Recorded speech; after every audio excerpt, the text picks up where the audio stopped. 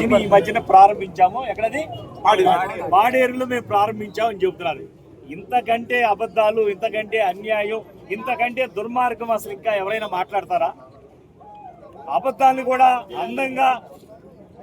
కూడా అందంగా చెప్పి ప్రజలను నమ్మించేటువంటి దిట్ట మన చంద్రబాబు నాయుడు గారు. ఎన్నికల ముందంటే ఏదో చెప్పారు, మాయ మాటలు చెప్పారు, మంత్రాలు వేశారు, ఇదిగో అదిగో అని చెప్పేసి అనేక రకాలుగా అసత్యాలు మాట్లాడి ప్రజలను మోసం చేసినా కనీసం ప్రభుత్వంలో ఉన్నప్పుడైనా కళ్ళకు కనపడేటువంటి కాలేజీలు, ఈ కాలేజీల నిర్మాణం జరిగి చక్కగా క్లాసులు కూడా జరుగుతున్నాయి. ఒక పక్కన 5 కాలేజీల్లో క్లాసులు కూడా జరుగుతుంటే మన చంద్రబాబు నాయుడు గారు అంటారు మేము వచ్చాకే ఒక కాలేజీని ప్రారంభించవచ్చు. ఎంత ఇది దుర్మార్గమైన విషయం. అన్నిటికంటే ఈ కాలేజీలు 17 కాలేజీలు కూడా తన సొంత గుత్తేదారులు అంటే కుటుంబ సభ్యులు లాంటి ఉన్న వాళ్ళందరికీ కూడా దోచిపెట్టి వీళ్ళు లబ్ధి పొందడానికి ప్రయత్నాలు చేస్తున్నారు.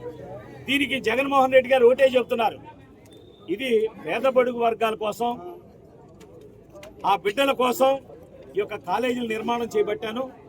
మనకు స్వాతంత్రం వచ్చిన నాటి నుండి కూడా మేము వచ్చే వరకు కూడా జగన్మోహన్ రెడ్డి గారు ముఖ్యమంత్రి అయ్యే వరకు కూడా 12 గవర్నమెంట్ కాలేజీలు మాత్రమే ఉంటే జగన్మోహన్ రెడ్డి గారు వచ్చిన తర్వాత ఆయన ఒక్కరే 17 కాలేజీలకి మరి అనుమతులు తీసుకొచ్చి చక్కగా నిర్మాణం చేసి అందులో 5 కాలేజీల్లో క్లాసులు కూడా ప్రారంభించినటువంటి సంగతి ఈ కూటమి ప్రభుత్వంలో ఉన్నటువంటి పెద్దలందరూ కూడా గమనించాలి.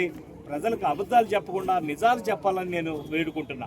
అబద్ధాలు చెప్పండి, ఎన్నికల్లో చెప్తారు కదా, చెప్పారు కదా, ఎన్నికల్లో అబద్ధాలు చెప్తానే ఉన్నారు, ప్రజలు మోసపోయారు. కానీ ఇంకా ఎందుకు ఇవాళ పేద బడుగు వర్గాల ప్రజలతోటి ఇవాళ వాళ్ళ ప్రాణాలతో చెలగాటమాడొద్దు.